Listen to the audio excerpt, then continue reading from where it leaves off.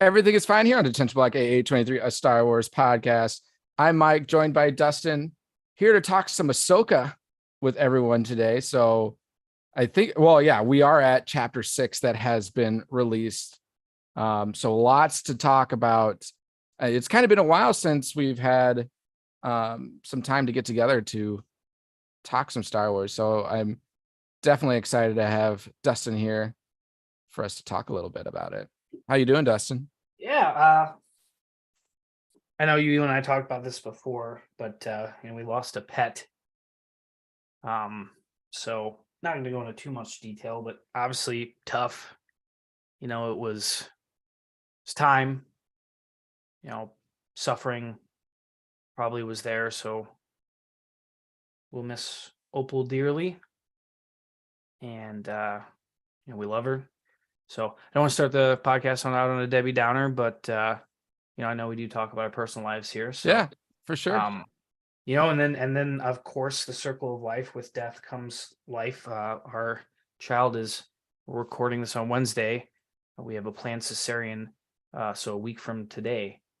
A week from when we are recording.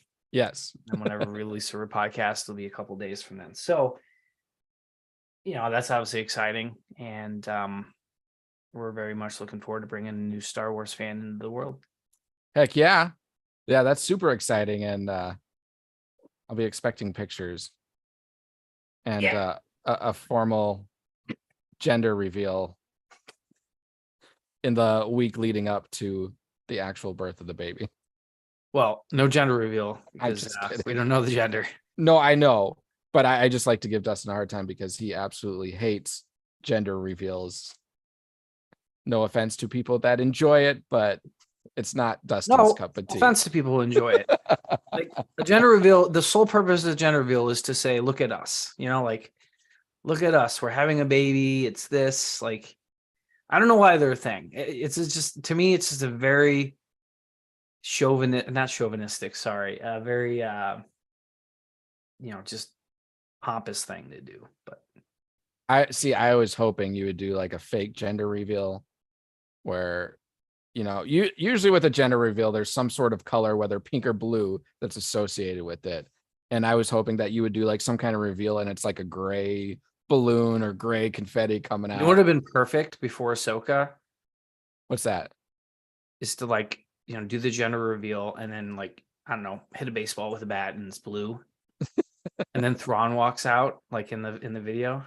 Oh yeah. It's Thrawn. That was the reveal, right? Yeah, that would have been cool. Should have. Well, we're here to talk Star Wars, and Star Wars helps cure any somber time. But it's not just a somber time for you, it's also exciting time for you. So, and not only are we talking Star Wars, though, we're talking excellent Star Wars. Yes. So I don't know about you, man, but I'm loving it. Loving every moment of it. Yeah, and the first couple episodes were a build-up. They weren't the masterpieces of the show, but these last two episodes have been just phenomenal. I could not take my eyes off the screen. Here's my thing. Well, let me just put the spoiler tag. So, spoilers for Ahsoka. We will be talking chapters 1 through 6, and I know 6 just released yesterday. So if you haven't had an opportunity, yesterday being Tuesday, depending on this gets released, unless you're watching us live right now, then it was still yesterday, Tuesday. But we will be talking spoilers up and your doily or whatever. Did you see that? I saw it. So we will be talking spoilers. If you haven't seen the episodes or chapters of Ahsoka yet, go watch it, then come back and listen to us. So you've been warned. Go ahead. So proceed with what you were talking about. I just find it's kind of funny that they are literally traveling to another galaxy, which doesn't seem like it's a big thing that happens in the universe, right? They had to build this super ring to get there and use the Purgles to get there, and they get to this new galaxy and no one seems to give a shit that they're in a brand new galaxy, right? I don't know. It just seems weird to me. And like Thrawn's got a Star Destroyer. Like, are you not going to explore this like brand new galaxy that nobody's? I'm sure he has. He's probably explored. I mean, what else did he have to do? Right? Well, He's that's what I'm got saying. But I wish they would kind of go into that a little bit. Like, well, maybe he doesn't have a fuel source, And this is a brand new territory. He doesn't know where to go. they really never explain like what the fuel source. He doesn't is. know where the local BP is, get the gas. Well, Where I mean, the local it's Ilum, where the galaxy's Kyber crystal inhabited. is. Like I don't know. Yeah. Which I was just waiting for one of those turtle creatures or whatever to start talking English. And if they did that, I'm like, okay, come on. But they didn't. So I was happy that they didn't. So anyway, I just thought that was funny. I'm like, you guys are in a new galaxy and no one seems to. And another thing, I got really excited because what's the name of the robot? I apologize. Hu Yang. So he's in like the very beginning. They're traveling in the Purgle Mouth and they're like sitting there talking, and he's like, yeah, I've been around for like phase 1, phase 2, or phase 3 or whatever he said, 25,000 years or something like that. Yeah, and then he said, and he was going in that story, and then she cut him off. Oh, I don't want to hear a story. And then she finally says, yeah, you know what? And tell me that story. And I'm like, oh my God, he's going to tell a story about the Old Republic. And then, he does the long time ago thing. And then they cut away. I'm like, no, we're so close to getting the Old Republic in the canon. But I mean, like some things in the Old Republic. I'm glad you brought that up. The whole alluding to, a long time ago in a galaxy far, far away. Like, I just think that is just an example. And I threw this on our Twitter handle. I just think that's an example of the genius of like Dave Filoni, because I mean, I don't know about you or the listeners out there, but anytime I read that, line a long time ago in a galaxy far, far away, like before a movie or whatnot, I always thought that it was referring to like a place far away and a long ago from our point of view. You know what I mean? Yep. But now with that line, it totally changes that, and it makes it so much more like meaningful. It's almost as if when they're showing a movie, it's the history of from a Jedi story or something like that. It's like in canon a long time ago in a galaxy far, far away. And I think that is so awesome. I think that was a really clever thing for him to do right there. I had to believe that was his idea. One thing that would have been cool, I don't think they would have ever done it, but like to change the way the Force works in another galaxy. They might. Yeah, they haven't really shown the Force used much. I just want to go back. I just want to go back to discuss a point we've talked about so many times, but how fucking stupid is the Republic? Like, they just make them so incompetent, like,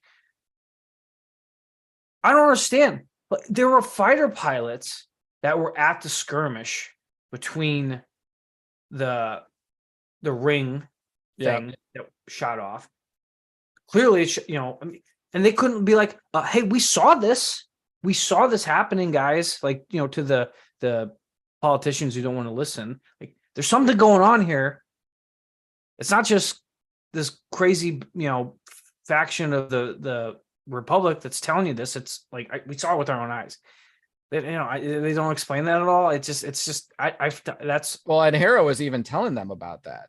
Like, yeah, but I don't understand why they wouldn't listen to Hera, right? Because she has an ulterior motive to get Ezra back. Well, true. They do explain that. Yeah, but you have other players that are witnessing these events and not saying anything, like Ahsoka. Yeah, like, hey guys, there's like Fulcrum. There's some shit going on that is not normal, and maybe we should pursue this a little bit. But no, now like they're the outlaws. It's just, yeah, it's well, and I have to believe that's intentional. Showing, of course, it is, and the incompetence of the New Republic, and it makes sense because, I mean, before the war, they're never really. Me, though, is the competence. Like juxtapose that to the, heir to the Empire situation where they get going, where apparently the Night Sisters like know that Ahsoka's coming. You know what I'm saying? Like it's always like the good guys don't know what's happening. right? And they have to find out the hard way. And then that the bad guys can always see things and anticipate them. You know what I mean? Like at the end of the episode 6, so like, there's another Jedi coming, and it's like, well, fuck, how do they? Well, I think that's also dealing with like what side of the Force you use. And I don't think like Jedi or the light side of the Force, I don't think that is like a power within the Force that they utilize. So the Night Sisters, they do tap into the dark side of the Force, and they have a whole different type of magic. Which, to your question before, like seeing the Force used from a different galaxy. So now that we know the Night Sisters originated from this other galaxy and they have a different kind of use of the Force, like maybe that's more what the Force is like in their galaxy, and then they introduced this to the galaxy that we're well familiar with. But I think like that foresight, that is part of like the dark side of the Force. It's like having a cheat code, Yeah. Well, and that's why they use it. They're like, that's power. It's power to have the knowledge of the future one way or another. Now, that's not to say that Jedi don't see the future in certain ways. They see visions that could be interpreted as foretelling of the future, but I don't think it's as specific or as concrete future evidence as maybe what the Night Sisters see or a dark Force wielder. I don't know. That I'm just purely speculating. You have to know that Balin and I are like. I don't think Balin is necessarily a bad guy. I don't. No, but like he said the same thing I've said. He's like, yeah, oh yeah, oh yeah. Like, these guys are morons. He's no different than like Qui-Gon Jinn. He's no different than the boss. No, I'm thinking of Dooku. I mean, Quinlan Boss is kind of the same way. Yeah, he's a little man.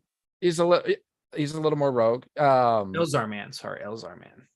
Yeah, but why do they always, by the way, and I know the answer to this, so it's a rhetorical question. They always got to like introduce a cute little creature, right? Yeah, you know the answer to that. I do know the answer. It's merchandise. Right? I get it. As soon as I saw that fucking rock move, I'm like, oh, come on. I know what you're doing, Disney. Well, what about the like hound horse guy? It's just, I just find it hilarious that like apparently this hound that they use as weapons is now like bonded to Sabine, like after 10 seconds. Yeah. So, well, first it makes me think of like, because Ezra connected with animals. The wolf. Yeah, wolf, and then what was the loaf cat? No, there was an episode of Rebels where they were being attacked by creatures, him and Kanan, and he ended up connecting with it. But Ezra's also connected with the Purrgil. So I know they keep alluding to Sabine Force sensitive, or I don't know what her situation is. So what do you think her situation is in terms of being able to use the Force? Will she be a Force wielder, or is she more like, if you remember from Rogue One, Chirrut in way, the blind guy that kind of understood really the Force? The Force. She's just really weak. I mean, that's what Hu Yang said. He's like, you're the worst of the worst, essentially. I love Hu Yang. He's like so to the point. Like he's not trying to be mean, but he's a droid and one of the oldest droids ever that's still around. So he probably doesn't have like, he doesn't feel guilty for saying something that could be a little bit harsh. And I just thought that was funny when he said that line, like, you are the lowest of any Padawan that's ever trained in the Jedi Academy. So yeah, I mean, she is like, look how weak of mind she is. She just made a terrible judgment error going with Balin, and and that crew. I thought. Well, yeah, I mean, that was purely just, it's like saying, it's like if Callie got taken away from you into another galaxy and you had a choice to. No, it'd be like if you got taken away into another galaxy, and I'd be like, I'm sure he's fine. There is. You know what I mean? There's I'm still, like, I know, but there's still like this kind of, love interest. I think it's more coming from Ezra's side towards Sabine versus the other way around. I mean, it's hard to tell that. I would say, I just hope they don't do that, because that's not the way that they've constructed it. Like they've been pretty adamant about saying, he's my friend, this is my friend, I gotta go see my friend, blah blah blah. Yeah, but if you go back to the Rebels show, it was more than, coming from Ezra, it was more than a friend. It's one of those things like, if you get shot down so many times, like you're still going to say like, you're like a sister to me type of a thing. That's just my perspective. Yeah. By the way, it's just not as simple though as just saying, oh yeah, my friend got taken away, or, my wife or kid got taken away to another galaxy. It's that happened, and oh, by the way, I could be bringing the destruction of our galaxy. So like it's there's a consequence to her doing what she did, and I don't know. I find Sabine to be a little bit tough to follow because she's a bit frustrating as a Padawan. Like you're seeing why Ahsoka's having a hard time with it, because she doesn't really listen at all. Well, you have to remember, anyone that's ever been close to her has essentially abandoned her at some point, including her family. And then because Ahsoka abandoned Sabine in the training. Ahsoka left Sabine, not the other way around. Yeah, I get that. But so she's probably frustrated about that.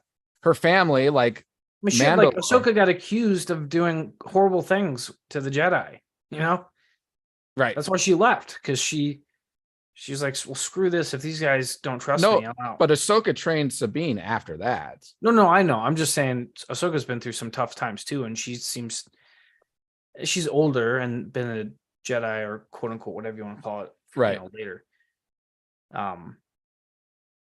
So I mean, I know we're not going to do episode breakdowns. I quite honestly don't remember much of episode 4, because that was a couple weeks ago, and that was the one where Sabine and Ahsoka dueled Baylan and Haiti and Marok, and that was the cliffhanger where Ahsoka like falls over the side, and then the Marok is just a fucking thing of gas. Well, it's a Night Sister spell. It's like dark magic that I know Marok was. But I mean, we haven't even talked about yet the cliffhanger that they left with that, where she sees Anakin. A literal cliffhanger. Yeah. I guess not. A cliff not hanger, because she didn't hang on. She did. Right. True. So we see Anakin Skywalker encounter Ahsoka. And I know one of the questions is, did she really see Anakin? Was this a vision, or was this was she really in the world between worlds? I don't think that actually was the world between worlds. I think it was more kind of a vision type of a thing. Yeah. Well, here's the thing. I had a really hard time understanding what they were trying to accomplish in those scenes. You know what I mean? What do you mean? No, elaborate. Well, there was no point to them. Like, there was no lesson to be learned, in my opinion. Like, Anakin says, I'm trying to teach you a lesson. I'm trying to train you. Well, for what? They didn't really make that clear. Like, well, again, I think he said something like, I'm going to, we need to unlock your full potential. They just never really established that. Well, I think one of the questions was, or one of the questions is live or die. And she chose to live, which she then came back to life. So I think that was part of that choice. But I think that lesson is yet to be learned. I think because when Anakin left in that situation, he was like, there is still hope for you. Meaning that whatever lesson is to be learned is coming down the road, and she'll get there. I hope so. I think so. And I think it has to do with Sabine Wren, because the whole Anakin left, or Ahsoka left Anakin, Ahsoka left Sabine. Because even though the Jedi Council turned on Ahsoka, Anakin never turned on Ahsoka. He was the only one that defended her and stayed by her. But Ahsoka still left him, and then what he became, and then Ahsoka has all this guilt. She thinks, part of him turning is because I left, and then she leaves Sabine. So I think it's all internal with her, the lesson that is to be learned. I kind of have to go back and watch that scene, because I know they were showing Clone Wars kind of battles. And I know she was like, a lot of life has been lost in all of this. Was it really worth it? Along those lines. So I don't know. I'll just go back to, I think we're going to learn more about the We're going to learn more about it. About that vision in the upcoming episodes and seasons. So we'll just have to see. But I will tell you though, I mean, there's 2 episodes left, and I feel like we're not more close to where they need to be. Well, there'll be multiple seasons. No, I know, but that's a big bummer to me that you've taken 8 episodes to do what? I mean, there's been a lot of buildup that I think could have been avoided, because I do like the fact that they don't like force feed things to you. Like they're, it's like they don't tell you who the Night Sisters are, which is good. Like, right, you can figure it out. Go watch Rebels, and they don't explain who Thrawn is, right? Into too much detail. So, and by the way, I mean, Thrawn, it's just everything I would have hoped and dreamed, except he's a little portly, but what are you going to do? I mean, calories work different in a different galaxy. So yeah, there's all that Purgle meat. They're high in fat. But man, having that same voice, it's perfect. Like, it just wouldn't have been the same if Lars Mikkelsen wasn't portraying Thrawn. No, I agree. So, A+ on that casting, and I was really happy with that reveal. It's interesting to see. You can kind of tell that there's some like things going on in Balin's Padawan's head, that she's starting to question things. Not with Balin, but more with like what, like she was like, oh, we're gonna go after them. Like, didn't we just promise that we weren't gonna do that? Like, well, I think she is questioning Balin as well. Yeah, but I think it's more. I think she has loyalty to Balin more so than. Oh, for sure. What the Night Sisters trying to do. Morgan Elsbeth. Yeah. So, by the way, that's not a very Night Sistery name, in my opinion. Morgan Elsbeth. That sounds more like a name you'd find in like a Jack the Ripper series. It's Morgan Elsbeth. It didn't even dawn on me that she was, a witch or a Night Sister, or a survivor. As what else floats? Churches, very small rocks. Very rocks. It didn't even dawn on me until the show that she was actually a Night Sister. Like, I would have never have thought that from. They explained that, I thought, pretty early on, if I recall. Not in the Mandalorian though. Wasn't she? She's the one that they defeat. Yeah, they fought in the Mandalorian. Yeah. Yeah, but there was no indication that she was a Night Sister. There was an indication that she knew of Thrawn, because she even said that, or she even name dropped Thrawn, I think, in the Mandalorian. But there was I don't recall, at least, any mention of her being a survivor, as she put it, like a Night Sister. So, have you ever seen? There's like a meme that gets used a lot, where, and this is like a side thought, where the guy's like, he's got his hands on his hips. He's in like the crowd, and he's like, oh yeah, with like the striped shirt. I saw a meme today where it was like, Yoda's telling Luke he's the last Jedi in the galaxy, and then you have Ezra and Sabine and Ahsoka, and they're all doing that. Like, like I thought that was pretty funny because it's like, yeah, I mean, And there, Cal Kestis was one of them. And... yeah, Cal Kestis. Yep, they're all just like, what? But let's go back to Baylan. What are you feeling about Baylan? Meaning, excellent character, excellent actor, and it's just a real bummer that he passed away in real life. Oh, for sure. Which I have to believe they write off his character, or I mean, I don't know what's going to happen, but I saw they could get Lee Schreiber to play him. Lee Schreiber plays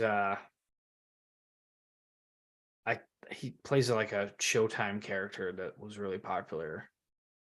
But okay. He'd be a good casting.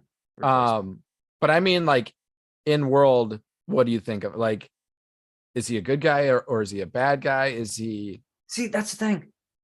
Doesn't have to be good guy or bad guy, right? Like, but what is he going to do? What's going to happen?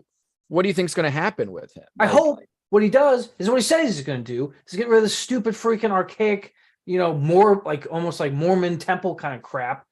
Sorry to the Mormons. I'm just saying, like, for all our Mormon listens, I just mean, like, it's like the Jedi is kind of a hokey religion that is outdated, like he said, and good riddance to it.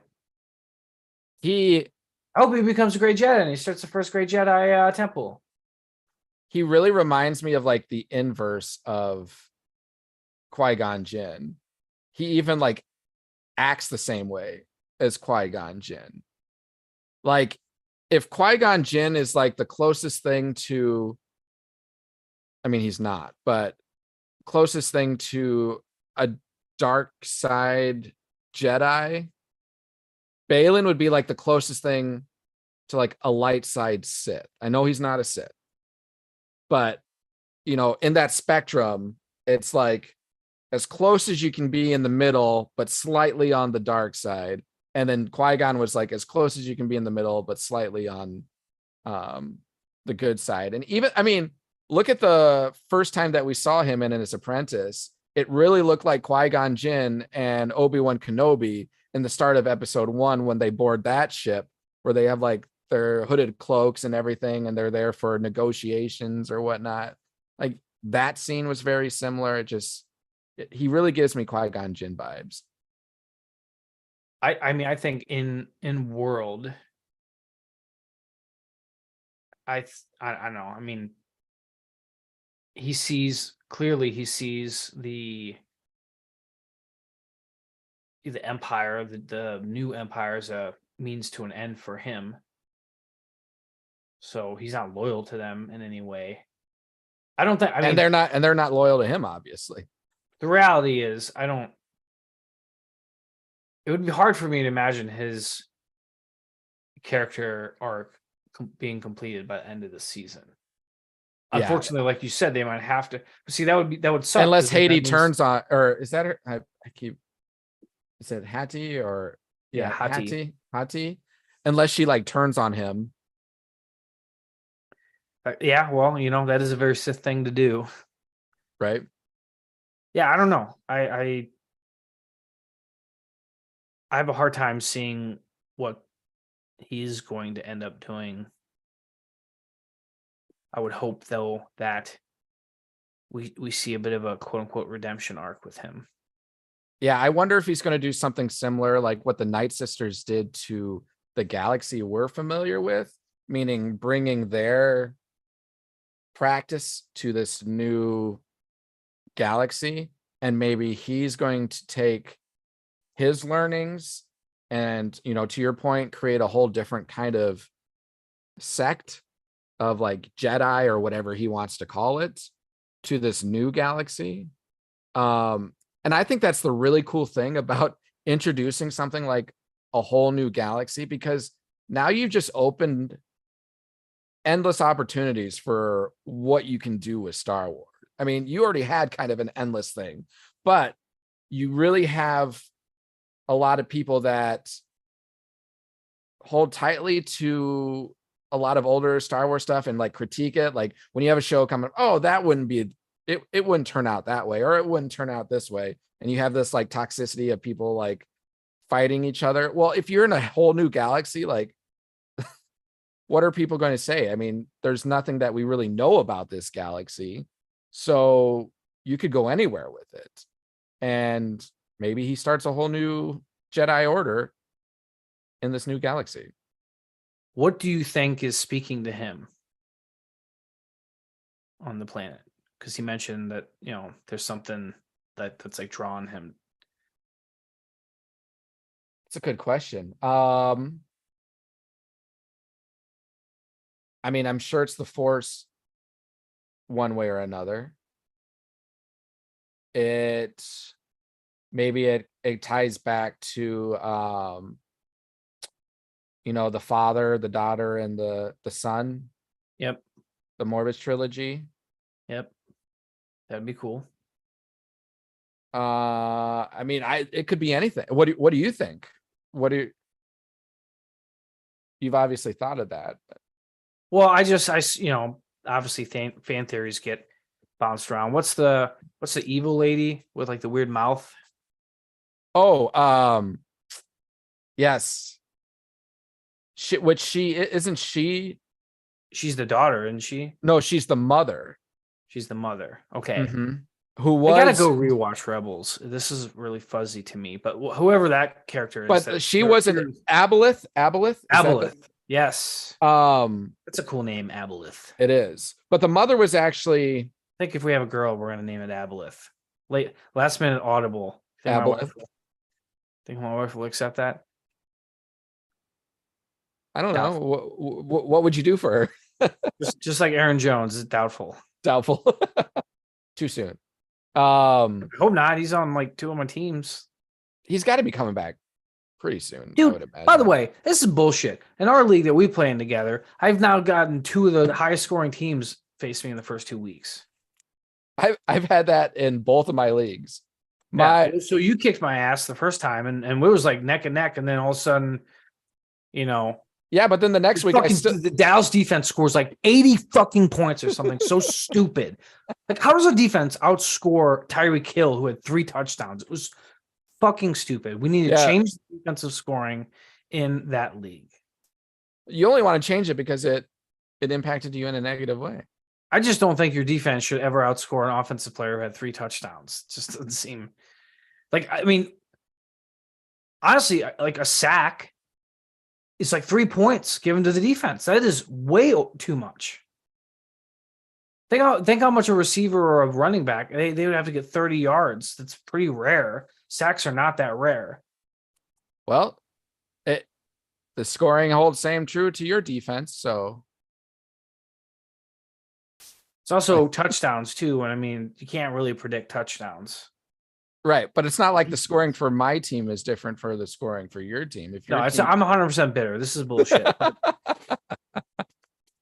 Yeah, no, I played the like top 2 scoring teams, and so that's why I'm not too worried that I'm 0-2 because I've kept up with the teams for the most part. Injuries taking their toll. Well, just look at my points against in that league. It's like 350, and the next highest anyone has scored on them is like 200. 2-0? No, I'm 1-1 because I scored 165 but lost to a team that scored like 180. Yeah. So I'm the only team that scored over 300 points, but I've also had like 350 points scored against me. I'm like, and the same thing is in my other league as well. If I combined like all 4 games that I played in my 2 leagues, my points against is like, I don't know, 700 points or something like that in 2 weeks. So it's ridiculous. But your team's going to be just fine. All that matters is how many points you're scoring, because then you'll start playing those lower teams and you'll. Yeah, I'm not too worried about it. But anyway, get back to Star Wars. Yeah, I think Balin's a very compelling character, and I'm really glad that they put a character like that in the show where. First of all, I mean, he just says what I think, which is like awesome. Like I really identify with the thoughts that Balin has. I mean, I've talked about it on the podcast before. Yeah. Like, I don't understand why everything has to be black and white, like Jedi or Sith. Well, and I think middle ground in between that. Well, and I think Filoni gets that. Yeah. Because he's, and,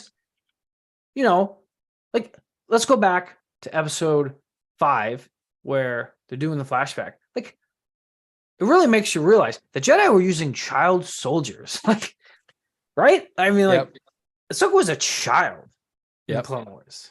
Yep. It's hard. We didn't really get that as much in animation because obviously it's kind of meant to be cartoony and all that. Shit, when you put it in live action, you're like, oh my God, it's like an 11-year-old girl fighting a war. Yeah. And not It's only like, that, the Jedi are like, that I think that hits home pretty good. And not only that, like, as close to as abducting children as you can get. I mean, it's like if there was such a thing as abducting children with the permission of the parents, like that's kind of what they do. Or even like kind of the story of Master Chief and Halo too, right? Or even like holding hostage a situation, like how Qui-Gon got Anakin. It's like, we'll help you out here, but if we help you out here, we're going to buy the freedom of your son, but essentially enslave him into a religion that's, being a Jedi, where he's going to go and fight battles and stuff like that. So, was his life a little more safer as a slave on Tatooine versus what he became as a Jedi and then became a Sith? So, yeah, I think you're spot on to your point. I think it's just another funny, like they're like, oh, we can never speak in absolutes, but you can absolutely not have a romantic relationship. Like, what? You speak in your own absolutes. Well, just strictly saying we don't speak in absolute isn't an absolute in itself. Yeah. So it's completely unrelated to, just side note, I saw this funny. Saw a meme today that was Anakin's like at a restaurant and the server comes up and says your card was declined. He's like, what do you mean? He's like, yeah, your MasterCard was declined. Yeah, the memes are definitely on point when it comes to Star Wars. And oh God, yeah. Being a part of the Facebook groups that we get a lot of them that come across our screen, and they're absolutely amazing. People are so creative. But I like that thought about Aboleth. That would be sweet if that because she wasn't in the Mortis trilogy. It was just the father, the daughter, and the son. But Aboleth was a mortal human that became immortal. I forget how that all played out, but she essentially became like the strongest force wielder in the known galaxy or universe, and she couldn't die. And in Legends, Luke battled her and got her to the closest thing as death, but she didn't quite die yet either. So cool stuff. Yeah, I mean, that would be, I doubt that's going to happen. I mean, I think that's more of a fan theory. It just doesn't seem like that's where it would go. I do love, like, and he doesn't go ahead. You love what? Well, like, I remember the very first episode where Ahsoka's in like the temple and she's going through those puzzles. Like, that was awesome. I want to see more of that in Star Wars shows, because that's what makes the video games really fun. Like, going into these ancient tombs and discovering these ancient, Sith and Jedi things that they find. Yeah. Holocrons and all that. Kind of like what you see in Jedi Survivor or Jedi Fallen Order. Yeah, 100%. That's what they basically did with Ahsoka in the first episode, and I loved it. I freaking love it. It's like Indiana Jones meets, lightsaber. Pew pew pew.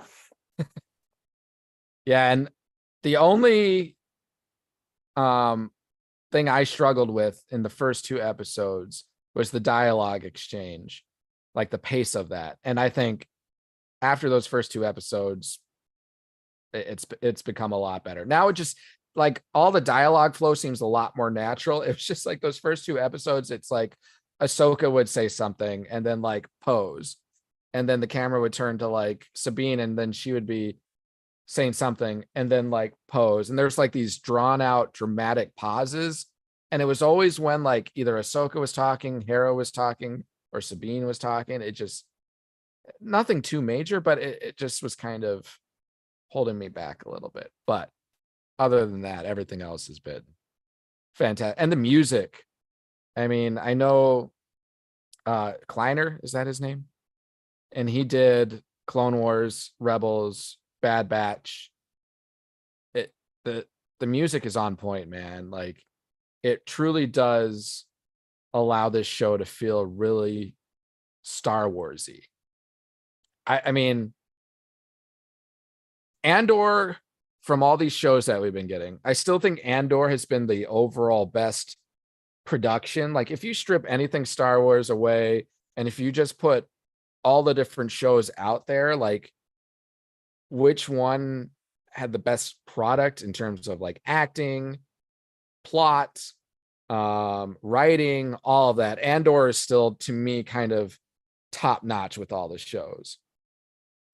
I think Ahsoka has really almost united fans in the sense of like a Star Wars show that feels like Star Wars to people. Like, I haven't seen too many people complain about the Ahsoka show. Have you? Yeah, no, Have you? no. It's been mostly praise, as it should be. It's a great show. I mean, I was watching that entire episode yesterday with bated breath, like, Yeah, waiting for Thrawn, because I knew it was coming. And then we even get, a bonus, because I didn't think they were going to show Ezra that soon. either did I. I thought that was going to I- be like chapter 8 thing. I'm not like super high on his casting though. Yeah, we'll have to see that play out a little bit. It's weird to see him like with long hair and a beard. I mean, I get why he would. Well, he had long hair. I don't know. He started with long hair and then he cut it in the Rebel voice show. is off to me. Mannerisms a little bit. Here's another thing too, for me, like, Ezra was pretty badass, in Rebels, and he's been away for. I mean, I think A little it would've been dark cool. sidey. He's a little dark sidey. He started like, you would almost tap into that dark side a little bit. Yeah, and so I would have liked to see, instead of him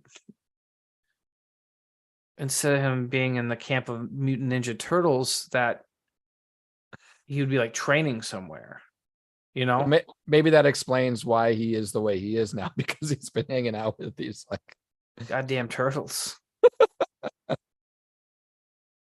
Pretty soon we'll find Master Splinter leading. I thought we were gonna see your Rock that, yeah, and then Sabine was gonna fall in love with the Rock.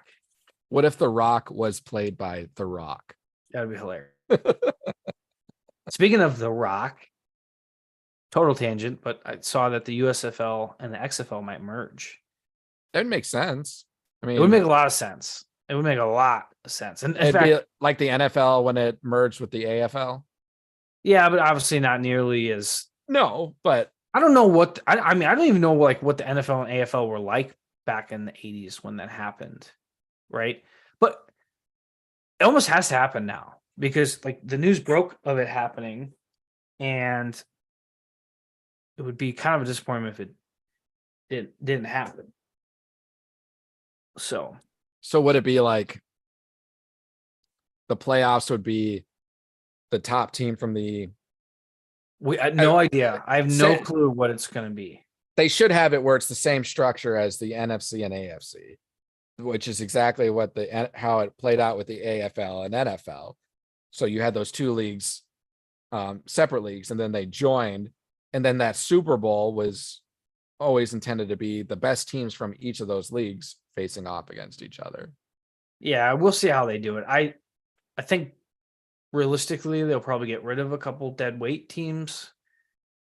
Like the Vegas Vipers and XFL were a bust. I don't understand why they didn't put team. I have a lot of issues with how they handled the situation. St. Louis, the market in St. Louis is very, very, very successful. Their banner, like flagship market. I don't know why they didn't like tap that with like San Diego and Oakland. Yeah. Why would you go to fucking Vegas? They didn't even have a venue in Vegas. They're playing in a minor league baseball stadium. Money. Okay, well, it clearly didn't work because they're already talking about moving them out of Vegas. So anyway, I don't want to talk about too much about the XFL USFL. I just thought that was kind of cool. I mean, if it happens, it's probably the greatest long term. It's greatest for the long term health of the league. So, I agree. So going back to Ahsoka, we've kind of talked about Balin. We've talked about Sabine. How do we feel the overall casting? I mean, we did just mention Ezra. One, how do we feel the casting has been for all these actors? And how do you feel the writing has been in terms of the story? Because I think like a lot of the, not a lot, but some of the shortcomings with the other Star Wars shows is like the plot and the story isn't really that strong. So casting, excellent. I mean, I have no qualms with the casting, except maybe for Ezra, like we said. But yeah, the plot, I'm just trying to figure it out. That I understand trying to bring Thrawn back, heir to the Empire, bring the Empire back, blah blah blah. I'm kind of tired of the same bad guys coming. Like the High Republic is so great, the book series, because the Nihil are such a cool bad guy, and they're so different. They're so different, and that's what makes me like want to read more. And I can't wait for the new book that's coming out. It's just like I don't want to see more of the Empire, Yeah.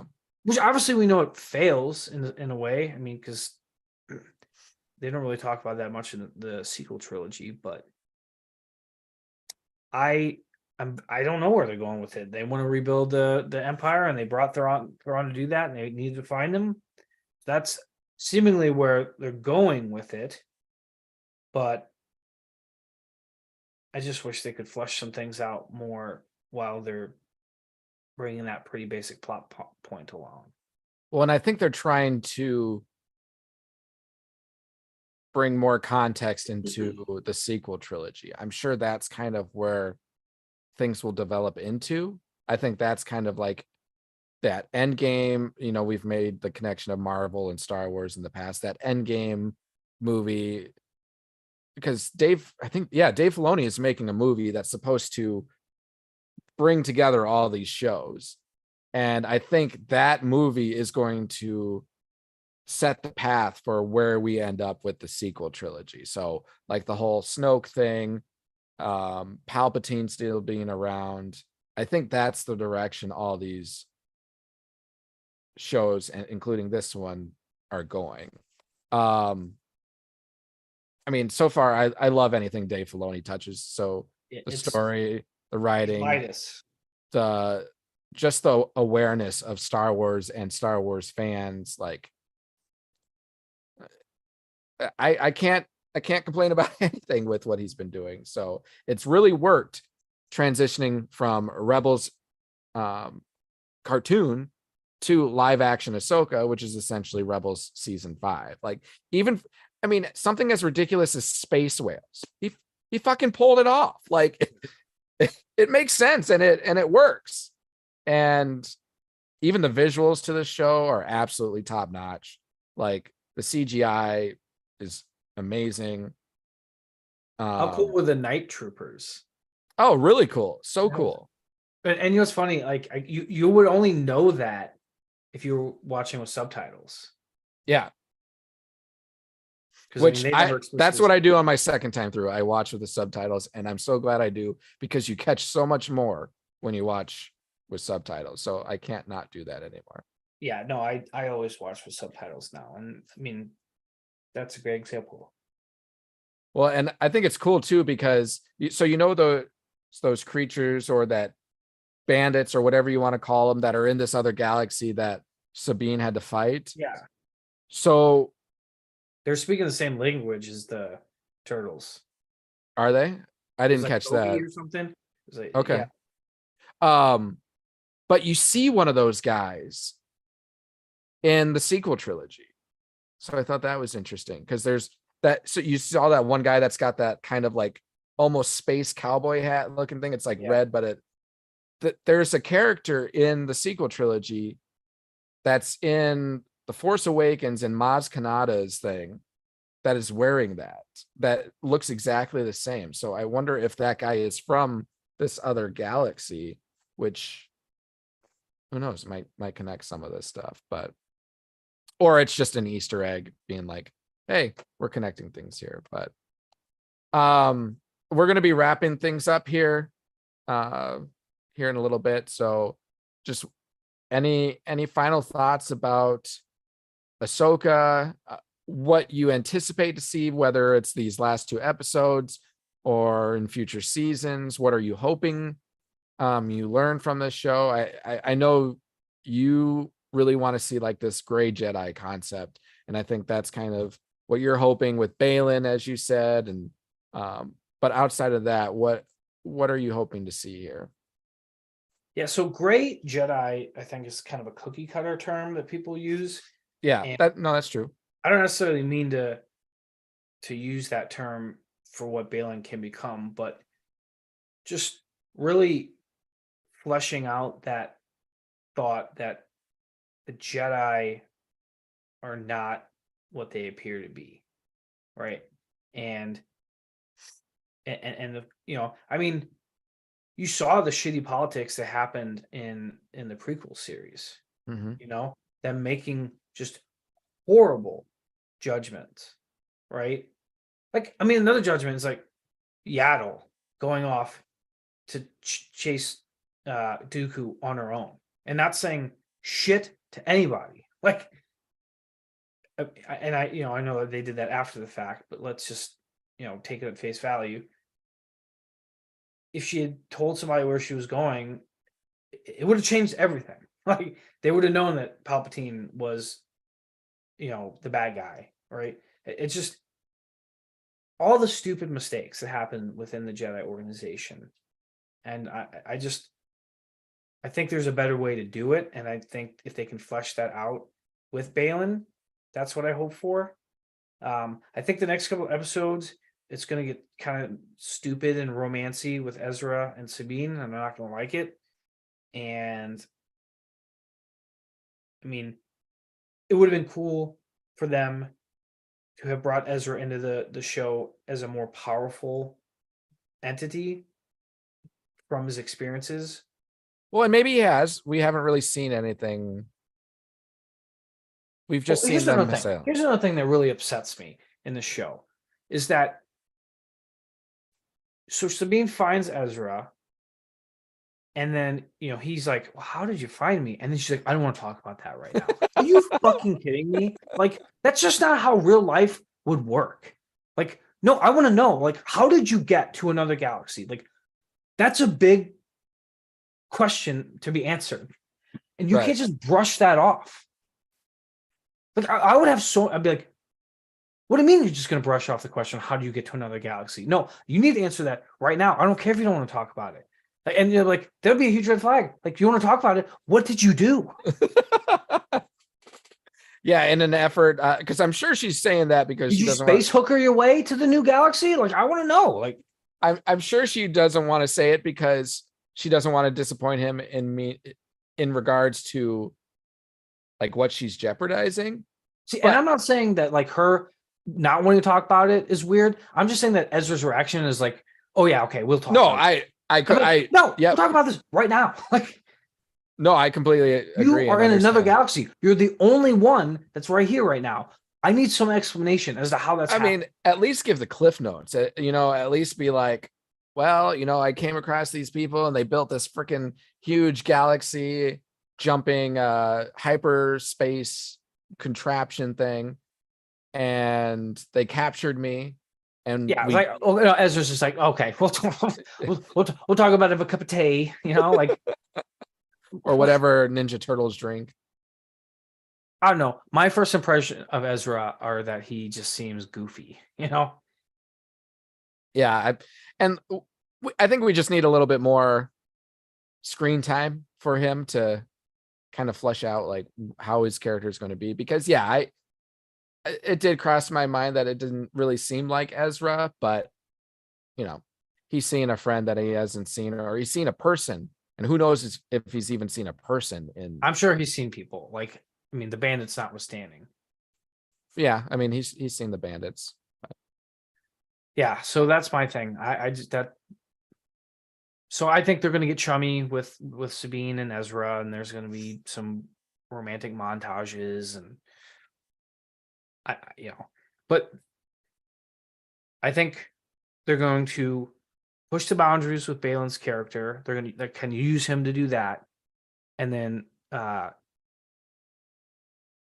already forgot the Padawan's name. Yati. Hattie. I think there's going to be some conflict internally with them. I don't necessarily think she's going to turn on him, but I think I like that she pushes back a little bit. Yeah. Like she's like, but didn't we just tell him we're going to let him go? Like I do enjoy that. I'm a little disappointed with Ahsoka so far as a character. Oh, and you're not alone. And I wouldn't say I'm disappointed. What I was going to say though, I find it interesting that many times when you have a show named after a particular character, that particular character doesn't necessarily become the most interesting character in that show. Like, I think the most captivating characters right now, I'm going to put aside Thrawn, because Thrawn is just on a completely different level, especially for us, because Balin's number one for me. Yeah, I was going to say Balin and Hati, and then Sabine. Even Sabine, she's a distant like 10th. I just could care less. See, I think her character is fascinating, and I care more about the robot. Hu Yang is freaking hilarious. Like, I will agree with that. But I just mean in terms of like where their story is going, Sabine draws a little more interest to me than Ahsoka. But I do think the most fascinating story right now is Balin's character and Hati's character. Like, where are we going with them? Because this seems like something new and something that could be really fascinating. So I do every time Balin's on the screen, I cannot stop. I have to like focus because I want to listen to everything he says, and then his Padawan. Well, and that's an attribute to his how good of an actor he is too. I mean, he's probably the most Thrawn, every time Thrawn talks, you're like, I was going, oh. I agree. It's just, that's why I said put it Thrawn aside. It's just the same. He's chilling and calculated, and he's 2 steps ahead of everybody. One of the most fascinating characters. I love like he's like, I want to know everything about. Not a good guy, not a bad guy. Like, and that's the thing. It's more complicated than that, right? Mm-hmm. And if you read the books, you would realize that. And I encourage anybody listening to this who hasn't read the Thrawn books to read that, because it really does give you a cool perspective into the Empire. I was really hoping that his like main lieutenant guy was going to be there. I'm so bad remembering the names. It's hard. There's a million names out there, so I get it. Yeah, but he had a second lieutenant that I think made it through all 9 books or however many there are. I just finished, speaking of books, the Dune series. Like, you did finish that. 6 of them.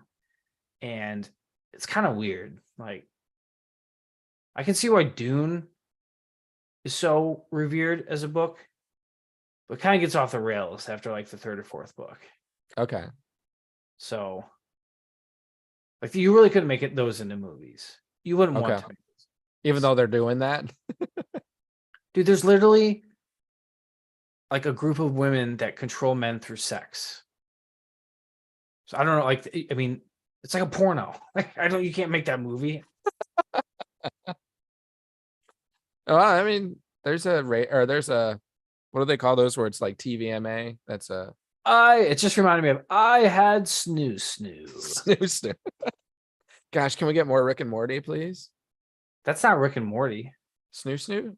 That's Futurama. Oh, that is. I was Zach thinking that. Brannigan. What? The flesh is willing, but no. Yeah, it's like the mind is willing, but the flesh is weak. That's right. No, what is the that little like cat creature from Rick and Morty, where he always like inserts a word? What is that word? Do you know what I'm talking about? Squanch. Yeah, Squatch. Squanch. Yeah, that's what I was thinking of. Squanch. Or Mr. Meeseeks. Mr. I'm Meeseeks. Mr. Meeseeks. Oh, you only have the Kirkland version. Well, it'll be interesting what happens with Rick and Morty. Of course, the controversy with Justin Roiland. So yeah, TBD. Dude, I listen. I know Joe Rogan is a very controversial figure when it comes to podcasters, but he had Peter Berg on his podcast, and he did he has a series on Netflix now called Painkillers, which is about the opioid epidemic and the Sackler family. Like, how do we not, as a society, take the Sacklers, hang them upside down, and like just let the crows take care of them? Like, this family deserves the worst. I mean, they purposely did what they did to essentially create the opioid epidemic in our country. And there's a couple other shows. There's one on Hulu that's really good called Dope Sick. So, I mean, I do like that, they're taking this on through the TV medium. I mean, like, there's a scene in Painkillers where the guy's like, you're literally trying to sell me drugs right now, like heroin. Like, get the fuck out of my office.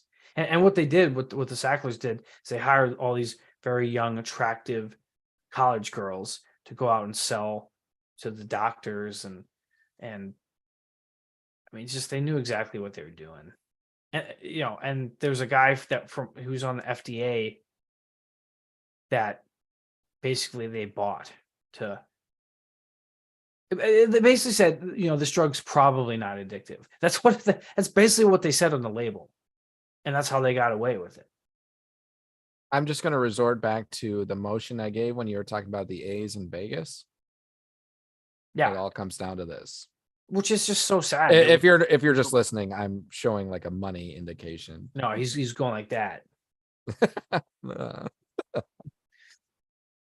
So anyway, kind of going off topic. I'm really enjoying the show though. Of course I have my critiques. It doesn't mean I don't love the show. There's some weird things that happen, and what throws me out of a moment in a show, not necessarily the whole show, but these things that happen in the show that don't make sense, that wouldn't happen in real life. And again, that Ezra scene with Sabine, where she's like, "Oh, we don't need to talk about that." He's like, "Oh, okay."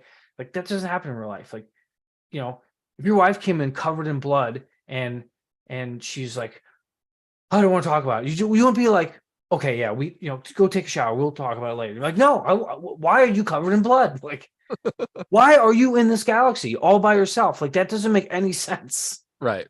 There's just stuff like that, that drive me kind of nuts. The same thing with these fighter pilots that came and helped, General Syndulla. They don't say anything like to the rebels, like, "Yeah, there's something going on. We just saw like a giant ring, like take off, and a couple of our pilots died." Like, there's clearly an action happening here that we should be concerned about. Yep. No, I get that. And hopefully some of that will get flushed out. I mean, we are still 6 episodes in? Yeah, and we get 8 total, right? Yeah, so 2 more. 2 more. And for me, I have to, like I said before, I'm half expecting that these events are going to lead into the sequel trilogy, provide a little more context into that story, doing something similar to, I mean, I guess Dave Filoni is just the person that comes in to like explain shortcomings when it comes to between sequels trilogies, because Clone Wars helped make the prequel trilogy, in my opinion, so much more valuable. And so much more deep. So I'm wondering if this show is going to have the same impact for the sequel trilogy. Like when we are done with all of this stuff, are we going to look at the sequel trilogy differently than what we do, than how we see it now? So that's kind of where I'm anticipating this show to go. I think it's also going to leave it completely open for more content in a whole new galaxy.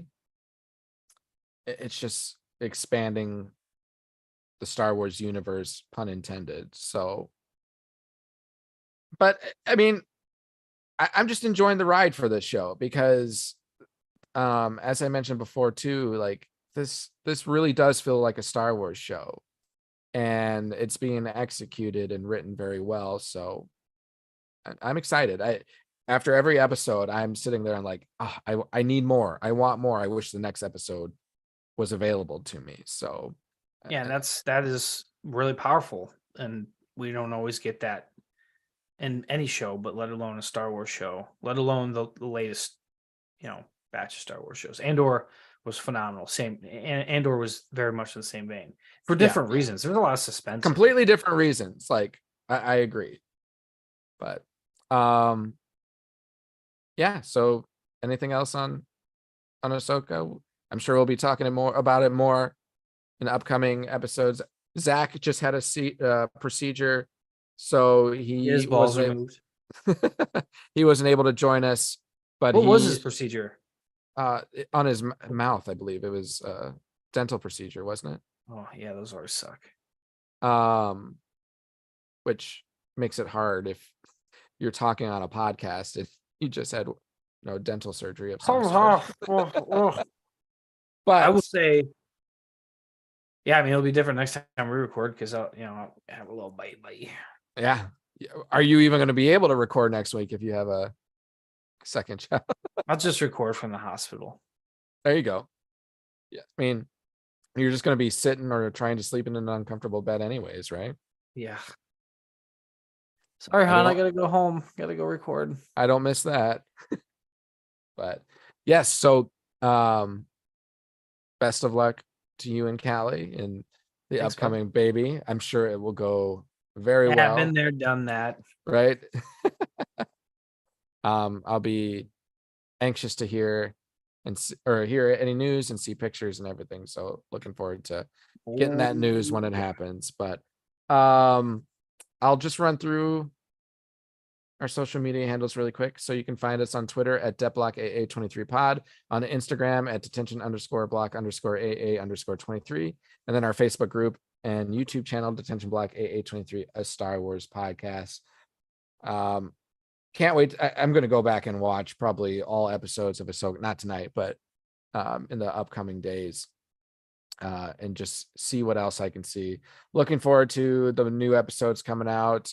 And I mean, Skeleton Crew is just around the corner too, because that's going to be coming in November or December. It hasn't been finalized yet, but we should be getting that show at the end of the year as well. So lots to talk about. Softball's coming into an end, so my schedule is opening up quite a bit.